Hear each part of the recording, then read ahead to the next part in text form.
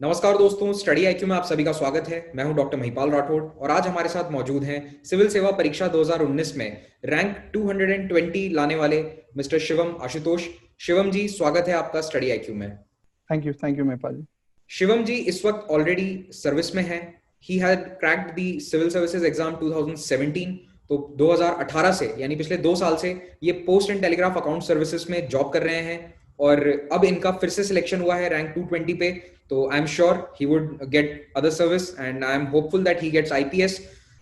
तो आज हम शिवम जी से जानेंगे कि उनकी स्ट्रैटेजी क्या रही है 2 बार इस एग्जाम को क्रैक करने के दौरान। और पिछली बार उनकी रैंक थी 441 और इस बार रैंक लाए हैं 220। So he has improved. So what did he do to improve his rank? तो इन्हीं सब बातों के बारे में चर्चा करेंगे। तो सबसे पहले तो शिवम जी ये बताइए कि आप कहाँ से हैं और आपने पढ़ाई कहाँ से करी। थोड़ा सा अपने बैकग्राउंड के बारे में हमें बताइए। श्योर। मैं वैसे मूलतः चंदौली डिस्ट्रिक्ट पड़ता है उत्तर प्रदेश ईस्टर्न यूपी में, बनारस के पास। वहाँ पे मेरा पैतृक गांव है, पैतृक निवास। पर बचपन से मैं काफी अलग अलग जगहों पे रहा हूँ क्योंकि मेरे फादर ट्रांसफरेबल जॉब में थे। तो पैदाइश मेरी बिहार की है, मोतिहारी। फिर उसके बाद स्कूलिंग मेरी रुड़की से, फिर फिरोजाबाद, गाजियाबाद, इलाहाबाद, मथुरा, 6-7 स्कूलों से हुई है। ओके। और फिर स्कूल के बाद मैं कॉलेज करने दिल्ली आया। मैंने Hindu college university of Delhi से ग्रेजुएशन किया। सोशियोलॉजी से मैंने बीए ऑनर्स किया। सो बैचलर्स डिग्री है मेरे पास। उसके बाद से फिर मैं प्रिपरेशन में आया। पहली बात तो मैं आपको ये बता दूं, हमारे जो एस्पिरेंट्स और व्यूअर्स हैं वो कई बार ये बात बोलते रहते हैं कि सब इंजीनियर ही क्यों सिलेक्ट होते हैं। तो आप सभी के सामने एक बहुत अच्छे उदाहरण है कि सोशियोलॉजी के जो ग्रेजुएट हैं he has also crack the exam. तो ऐसा नहीं है कि ह्यूमैनिटीज वाले क्रैक नहीं करते हैं, हम बस वो एग्जाम्पल हमें इंजीनियर नजर आते हैं। तो BA sociology Shivam Ashutosh ji is a very good example कि ये एग्जाम ह्यूमैनिटीज वाले बिल्कुल क्रैक करते हैं। तो आपने ग्रेजुएशन किस साल में करी थी? ग्रेजुएशन मैंने 2012 में स्टार्ट करी थी एंड 3 इयर्स का ऑनर्स कोर्स था। तो 2015 में आई ग्रेजुएटेड। और कॉलेज खत्म करने के बाद आपने क्या सोचा कि जॉब करेंगे या फिर directly civil services preparation start कर दी थी? नहीं, ह्यूमैनिटीज के बाद जॉब का तो उतना स्कोप अभी इंडिया में नहीं इवॉल्व हुआ है। बट पोस्ट ग्रेजुएशन एक ऑप्शन था। But I chose to start because the earlier the better. तो 15 में I started my preparation and I give the 16 attempt, 2016 attempt, that was my first attempt. तो उसमें प्रीलिम्स हुआ था मेरा, मैंने मेंस लिखा था, I missed by few marks. फिर मैंने आगे 17 में दिया जिसमें फिर सिलेक्शन हुआ फर्स्ट टाइम। तो 17 में आपने रैंक हासिल करी, 441, आप सक्सेसफुल रहे। तो आपकी स्ट्रैटेजी में क्या बदलाव आया 2015 और 16 में? आप क्या कहेंगे कि आपने क्या नया किया या फिर आपने क्या चेंज किया अपनी पढ़ाई करने के तरीके में या फिर अप्रोच में? आई थिंक एक पहली बात तो बहुत नेचुरल प्रोसेस था। जब मैं फर्स्ट टाइम एग्जाम दे रहा तो बहुत सी चीजें अननोन थी, अनचार्टेड टेरिटरीज, बड़ा सिलेबस, ओवरवेलमिंग बहुत होता है। और कभी कभी एंजॉय करने लगते हो आप प्रोसेस को इतना कि आप जो स्ट्रैटेजीज होती हैं या फिर एग्जाम के ओरिएंटेशन को भूल के आप बस पढ़ते ही रहते हो। दूसरी बात कि जब मैंने फर्स्ट अटेम्प्ट दिया था तो I was very overwhelmed with prelims. तो मुझे लगता था कि प्रीलिम्स के लिए पढ़ते रहना है और that's what happened, I kept reading for prelims. और क्योंकि फर्स्ट टाइम मैंने एग्जाम दिया था मेंस का, और बिगेस्ट थिंग वाज कि मैं घर चला गया था। तो I had very few contacts outside what was happening outside. Coaching नहीं की थी मैंने, which was a good thing, a bad thing can't be said. But तो उस वजह से कुछ कुछ चीजें थी जो मुझे नहीं पता थी। बट जब मैंने फर्स्ट टाइम मेंस लिखा और मेरा नहीं हुआ तो मुझे समझ में आया कि क्या करना चाहिए और क्या किया जा सकता है। क्योंकि बहुत कुछ था जो मुझे लगा कि किया जा सकता है। फॉर एग्जाम्पल राइटिंग प्रैक्टिस, क्योंकि जब आप ऑब्सेस हो जाते हो प्रीलिम्स के प्रेपरेशन के लिए साल भर तो आप आंसर राइटिंग प्रैक्टिस नहीं करते हो। तो वो करी मैंने जब सेकेंड अटेम्प्ट दिया अपना। फिर इसके अलावा ऑप्शनल को लेके ज्यादा सीरियस हुआ क्योंकि पहले मुझे लगता था कि मेरा अपना ग्रेजुएशन सब्जेक्ट है तो हो जाएगा। पर ग्रेजुएशन में सोशियोलॉजी पढ़ना और सिविल्स के लिए ऑप्शनल की सोशियोलॉजी पढ़ना, वो बहुत बड़ा डिफरेंस होता है। तो ये 2-3 चीजें थी जो मैंने फर्स्ट टू सेकेंड अटेम्प्ट में चेंज करने की कोशिश करी। ओके। वैसे आपने मेरे अगले सवाल का जवाब तो खुद ही दे दिया। मैं आपसे यही पूछने वाला था कि क्या आपने क्लासरूम कोचिंग ऑप्ट करी थी या फिर आप खुद से तैयारी कर रहे थे? तो अब आपने वैसे बता ही दिया कि आप खुद ही से प्रिपरेशन कर रहे थे। हाँ हाँ जी। बिल्कुल, जबकि आप दिल्ली में थे बट स्टिल आप अपने आप से सेल्फ प्रिपरेशन करके और सिलेक्ट हुए हैं। तो ये नहीं, एक्चुअली कॉलेज के बाद मैं दिल्ली मैंने छोड़ दिया था 1 साल के लिए क्योंकि कॉलेज भी काफी मेरा, क्योंकि कॉलेज में college activism, students politics, fest organization, तो काफी एक बहुत एंटरटेनिंग नेटवर्क बन गया था मेरा। तो I thought it's important to break that link. तो आई वेंट बैक होम। उस समय मेरे फादर झांसी में थे It was a nice small city town to uh, stay aloof, enjoy the preparation, and stay with family as well. So that's why I went outside Delhi. Then I came back when I gave my prelims. Then I came back when I started with test series. तो मैं 1-1.5 साल बाद वापस आया. But for that 1 year, I was more or less away from Delhi. Okay, मतलब आप घर पे रहकर अपने घर पर रहकर हाँ तैयारी जी. कर रहे थे बिना किसी कोचिंग के. अच्छा, वैसे मैं Yes. ऑफ द टॉपिक है बट मैं आपसे पूछना चाहता हूँ कि आपने कभी डूसो के इलेक्शंस फाइट किए हैं? आप बता रहे हैं कि आप कॉलेज में मैंने एक्टिव थे. इलेक्शंस फाइट मैंने ज्यादा नहीं करे. मैंने डिपार्टमेंट के शायद इलेक्शंस फाइट किए. But we were more into because elect एक बंदा होता है. It's democracy. इलेक्ट एक बंदा होता है, but there is lot that goes behind him or her selection or election. So we were mostly the people who stood behind, but it was a very engaging process. So hardly mattered in Delhi University or maybe in any elections that you fight it or you don't fight it. It's just that you are engaged in it. मैं कह सकता हूँ कि आप किसी ना किसी के प्रशांत किशोर जरूर रहे हैं Delhi university election. I can figure that out. I'm not sure if that's a compliment, but I would take it. नहीं नहीं, बिल्कुल कॉम्प्लीमेंट है. You are the strategist behind someone's win. Obviously you can't disclose it now, I think. तो चलिए आगे बढ़ते हैं. तो आप तैयारी के लिए फिर वापस दिल्ली आ गए, आपने टेस्ट सीरीज लिखी और मेंस के लिए आपने 2017 में अपनी अप्रोच में कुछ चेंजेस लाए. तो आप मेंस में सक्सेसफुल रहे, इंटरव्यू तक पहुंचे. इंटरव्यू एक्सपीरियंस कैसा था? इंटरव्यू एक्सपीरियंस बहुत ही ज्यादा अलग था, क्योंकि मैंने लाइफ में आज तक कोई भी इंटरव्यू नहीं दिया था. क्योंकि दिल्ली यूनिवर्सिटी में एडमिशन्स भी कट ऑफ के थ्रू हो जाता है, तो वहां भी कोई इंटरव्यू नहीं था. कभी जॉब नहीं करी थी उससे पहले, तो वहां भी कोई इंटरव्यू नहीं था. प्रॉब्ली पहला इंटरव्यू मैंने मॉक इंटरव्यू दिया था. तो मॉक इंटरव्यूज जैसे जा रहे थे उनसे बहुत अलग होता है यूपीएससी का इंटरव्यू. ये चीज समझ में आई. और दूसरी ये कि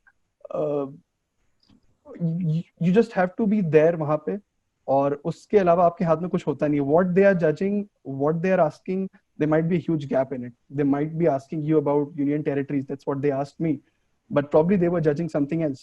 So it's something that has to be enjoyed, but at the same time you have to be alert. You can't be very comfortable, but you have to be there, present. So that's what I liked about the interview. It was not intimidating as people call it, but at the same time it was not very casual. It was very formal, very professional. That's what I like about the interview. Okay. और आप कितने number score कर पाए थे interview में, अगर आपको याद है तो बताइए. मेरे पहले इंटरव्यू में 175 थे. Okay okay.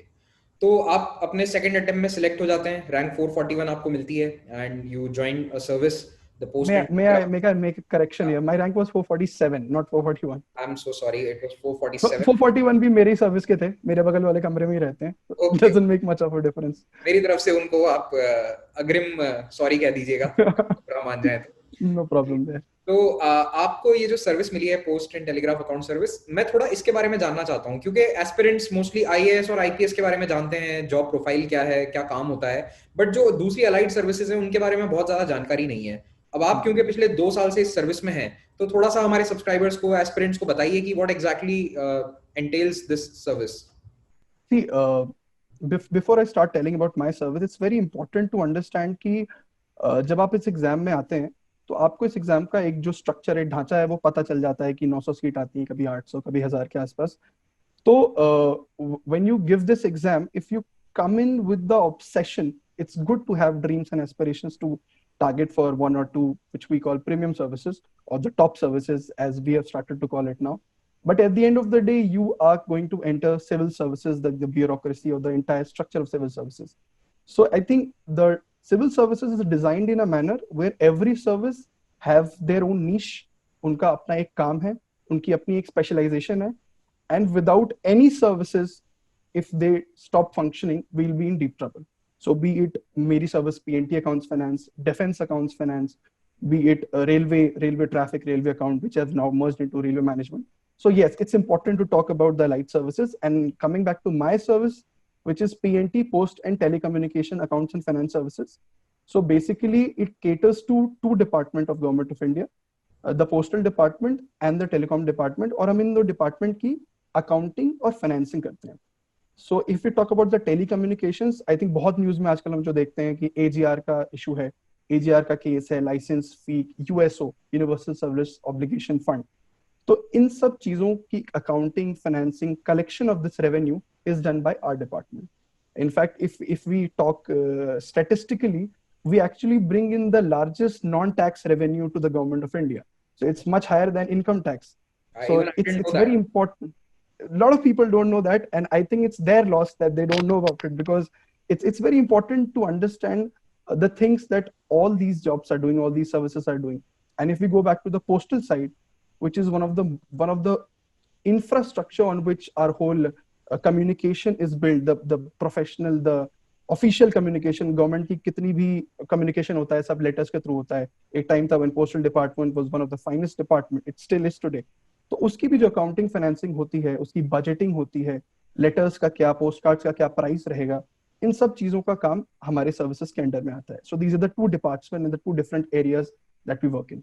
ओके, मैं ऐसे आपसे पूछना चाहता हूँ मेरी खुद की जानकारी के लिए कि जो पोस्टल बैंक्स हैं, क्या उसका जो अकाउंटिंग है वो भी आपके अंडर में ही आता है, आप लोग ही Yes, संभालते yes. हैं? The director of postal IPPB is currently from our service, so it's that also we take care of. Okay, तो इसकी ट्रेनिंग कितने समय तक चलती है इस सर्विस के लिए? इस सर्विस की ट्रेनिंग इक्वल जितनी आप डीओपीटी की गाइडलाइन है 104 वीक्स, जिसमें first 3 months is FC. FC में कुछ लोग लबासना जाते हैं. एक्चुअली अगर आपको पता होगा कि एफसी अभी इंडिया में 3 जगह पे होती थी. जी जी. इस साल से शायद प्लान है सबका लबासना में कराने का. But apart from LBSNAA there is MCRHRD Hyderabad, वहां पे एफसी होती है. And there is Bhopal academy. तो 3 जगहों पे एफसी होती है. So we were split into 3 groups and we were sent to 3 different places. I did my FC at Hyderabad. उसके बाद we have a 6-month training module in NIFM Faridabad, the National Institute of Financial Management. तो वहाँ जितनी भी account services हैं उन सबकी training first 6 month साथ में होती है. Railway account, defence account and civil account and PNT accounts and finance. So ये 4 services NIFM, and then we come to NICF, that is National Institute of Communication Finance, जो cater करती है particularly जिस field में हमें communication finance. यहाँ पे हमारी रिमेनिंग 1.5 और almost 1 year 2 months around training यहाँ पे होती है. ओके, तो काफी रोचक जानकारियां आपने दी इस सर्विस के बारे में जो मुझे भी नहीं पता थी. एंड अब आप इस सर्विस में पिछले 2 साल से हैं, तो साथ साथ में आप प्रिपरेशन भी कर रहे थे क्योंकि आपने 2019 अटेम्प्ट दिया है.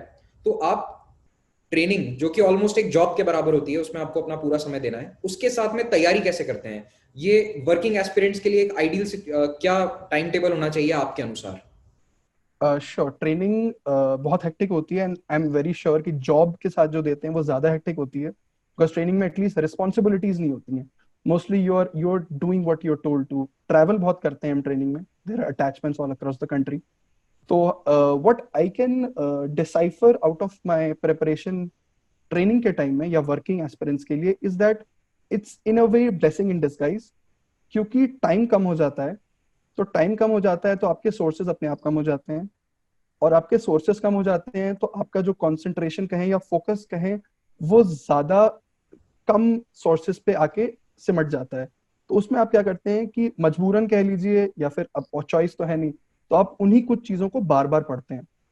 आप अपने सोर्सेज पे फेथ करना शुरू कर देते हैं कि अब अगर मैं ये पढ़ रहा हूँ तो मैं यही किताब पढ़ सकता हूँ कि मेरे पास टाइम तो ज्यादा है नहीं. So after you come back from office, जैसे हम लोग 5-6 बजे वापस आते थे, उसके अलावा अगर स्पोर्ट्स है, बाहर चले गए आधे घंटे खेलने वगैरह, तो we use to get a good amount of time. 5 से 6 घंटे फिर भी निकल जाते थे. I was not alone, lot of people were preparing. तो एक इकोसिस्टम भी बन जाता है. So for working aspirants it's also important to find more people who are preparing, so at least they get a lot of push from other friends or other colleagues who are at least preparing. अकेले हैं, it hardly makes a difference.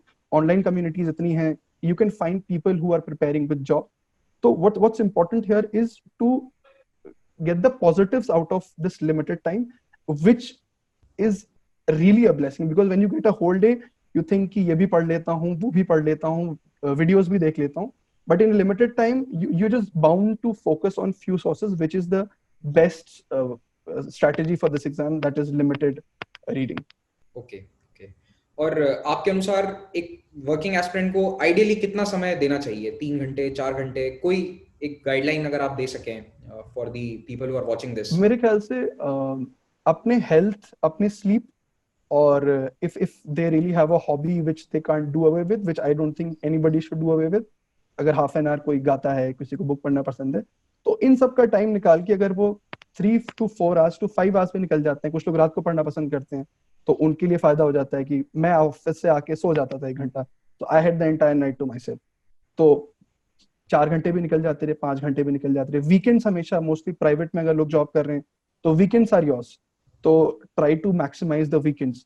सो अगर 3 से 4 घंटे on a normal day and on weekends if you are utilising to the fullest, hardly matters कि अब weekend के दिन जरूरी नहीं है कि 24 घंटा है तो आप 22 घंटा पढ़ लेंगे, उस दिन भी आपकी एक लिमिट होगी क्योंकि आपको और भी काम करने हैं। अगर आप हफ्ते भर जॉब कर रहे हैं तो आपको और भी काम करना है। You have a family to take care of, you have a family to engage with, you have friends. So I think 4 hours, if you're working, if you're not working, 4 hours will give you a lot of guilt. But I think if you're working, 4 hours will give you a lot of confidence, a lot of self-belief. So I think that's all we have. So it's hardly a matter of choice कि कितना और कर सकते हैं। 24 घंटे को हम stretch नहीं कर सकते। If you get 4 to 5 hours, it's more than enough. Okay okay. मेरा अगला सवाल आपसे रहेगा अबाउट फेलियर। आपने मुझे पहले फोन पे बताया था कि 2018 का अटेम्प्ट जो था आपका, उसमें आप प्रीलिम्स क्वालिफाई नहीं कर पाए थे, and this was right after आप सिलेक्ट हुए थे, यानी आप 2017 के एग्जाम में आपका सिलेक्शन हुआ और उसके कुछ ही महीनों बाद आपने प्रीलिम्स दिया होगा। तो how to deal with that, ये सवाल मैं उन लोगों के लिए पूछ रहा हूँ क्योंकि कई एस्पिरेंट्स होते हैं हर साल जो अलाइड सर्विसेज में हैं और वो प्रीलिम्स नहीं क्लियर कर पाते। तो how do you cope up with that कि अगले अटेम्प्ट के लिए फिर से अपने आप को मेंटली तैयार करें? See first of all, failure of prelims मुझे आज भी फियर है। तो मुझे आज भी प्रीलिम्स अगर देने की बात होती है तो, क्योंकि मैंने MCQ type questions, these are not really my thing. But क्यों प्रीलिम्स नहीं होता उसके पीछे हमेशा आपका एक रीजन होता है। कभी जैसे मेरा हो सकता है कि मैं बहुत ओवर कॉन्फिडेंट हो गया था कि अब किस बात का डर है, लगाते हैं गोले, तो शायद ज्यादा सवाल कर दिए थे, ज्यादा क्वेश्चंस अटेम्प्ट कर दिए थे। So I think there is always a reason why you fail, and particularly in prelims. Obviously, the pattern of the paper is getting a little random. That's true. And there is a factor of luck. तो जैसे कि जब मेरा prelims मेरा failure हुआ था, so I knew why I didn't get through. So it was easy to accept. काफी time हो जाता है कि एक्सेप्ट करने में बहुत टाइम लग जाता है, तो फेलियर का जो इम्पैक्ट होता है वो ज्यादा होता है क्योंकि हम शायद पता ही नहीं कर पाते हैं कि गलती कहाँ हो गई। So I think mine was that I knew I did a lot of questions which I shouldn't have attempted. But at the same time, what really hits you is कि आपको पूरा 1 साल का इंतजार करना पड़ता है। तो प्रीलिम्स के फेलियर से ज्यादा वो 1 साल का जो सोच सोच के दिमाग में चलता रहता है कि अब तो अगले साल जून में एग्जाम है।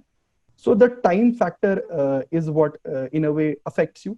तो मेरे ख्याल से उस समय आप चाहें तो ब्रेक भी ले सकते हैं। If somebody is in Delhi, they can go back home, that's the best time to spend more time with your family, because इन बहुत से लोग हैं, मैं खुद हूँ जो पिछले 4 साल से एग्जाम दे रहा हूँ, फैमिली से नहीं मिल पाते हैं। So in a way if there is a failure, तो you have an opportunity if you want to build upon yourself. आपको अगर आपको लगता है कि मेंस के लिए पढ़ सकते हैं, the only way to come out of it is engage yourself or do anything that you want. किसी को अगर टाइम मिला है, they want to learn something else, French सीखना है, किसी को गाना सीखना है, किसी को कुछ स्पोर्ट्स में जाना है, that 1 or 2 months they can actually, this also is an opportunity which in a way UPSC gives. अगर प्रीलिम नहीं हुआ तो 1 साल का आपको गैप मिलता है। So I think it's very hard for anybody to go back to studies straight away. बहुत मुश्किल होता है कि प्रीलिम नहीं हुआ और तुरंत अगले दिन से आप दोबारा लाइब्रेरी जाके पढ़ना शुरू करें। So engage with other activities, novels पढ़िए, अच्छी बुक्स पढ़िए। अगर आपको लगता है कि India after Gandhi, books like these are very interesting books, आप ऐसे बुक्स पढ़ना शुरू कर हम दीजिए। हमेशा कहते हैं कि इन्हें तभी पढ़ना जब समय हो, तो ये वो समय है जब बहुत समय, बिल्कुल है। And these books are very entertaining and this will give you a very nice break from something like Spectrum or Bipin Chandra. So these things can be done. I was lucky enough, I went to FC क्योंकि मेरा prelims नहीं हुआ तो I could go to FC. So वहाँ पे भी there were a lot of my batchmates who used to study, which is also good because अगर उन्हें लगता है कि continuity important है। I gave my 3 months of FC after failure in prelims. I played a lot. I did all the co-curricular जो college से छूटा हुआ था 2-3 साल से। So I think everybody will have their own set of opportunities. कोई घूमना पसंद करता है, किसी को खाना बनाना पसंद है, तो they can engage into that and then come back again. That's important. That after months 2 or 3 they should come back to the preparation mode.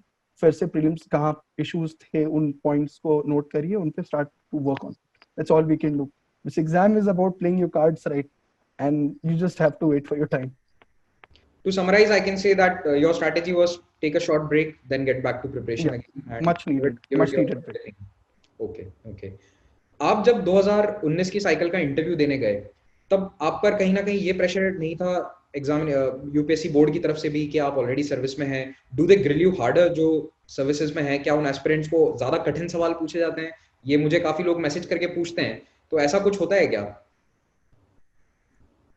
I think it's an shield that you wear.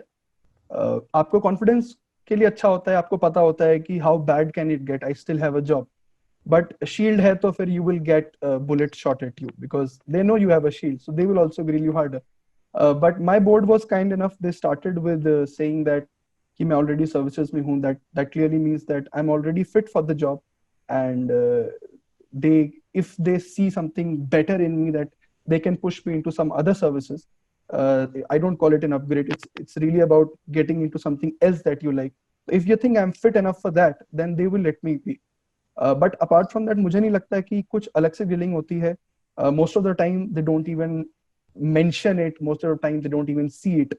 So I'm pretty sure they see it, but they don't mention it at all. But I know friends who have who already were IPS or IRS, but they got grilled on their own services. For example, if I am from Postal and Telecom, then I must know a good deal about Postal and Telecom. Because if I don't know about the job where I am right now, जहाँ पे मैं already हूँ, अगर मुझे उस जगह के बारे में नहीं पता, that clearly shows I'm not fit enough to go anywhere else.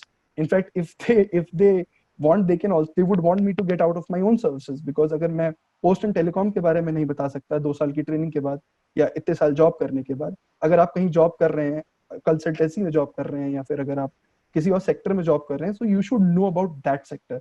सो उस सेक्टर पे ग्रीनिंग हो सकती है, but apart from there is no disadvantage और advantage for that matter interview. Okay okay. अब आप सिलेक्ट हो चुके हैं रैंक 220 के साथ, तो आपको क्या उम्मीद है, आपकी कौन सी सर्विस आपको एलोकेट होगी? And what are your future plans? Are you going to give the exam again, और what do you expect in future? The reality is that this exam is really, it's a cycle, it's a chakravyuh. So I know it looks very nice when people in first attempt, second attempt, mostly first attempt, get through with a great rank. And a lot of people start to watch. When I was in 2016, I was giving the exam for the first time, and Tina Dabi ma'am us saal rank 1 आई थी. So we all saw कि first attempt she was 22 years old and she got IAS, and we all, हमें ये stories अच्छी लगती हैं. But most of the time this is not very real. These things are surreal. ये चीजें बहुत अलग होती हैं, ये एक्सेप्शनल होती हैं. जो ज्यादातर होता है वो यही होता है कि 2 अटेम्प्ट लग जाते हैं, 3 अटेम्प्ट लग जाते हैं. मुझे 4 लग गए, और प्लान अभी I am still in thinking mode whether I should go for it again. maybe I'll get IPS if we go by the previous year's iterations.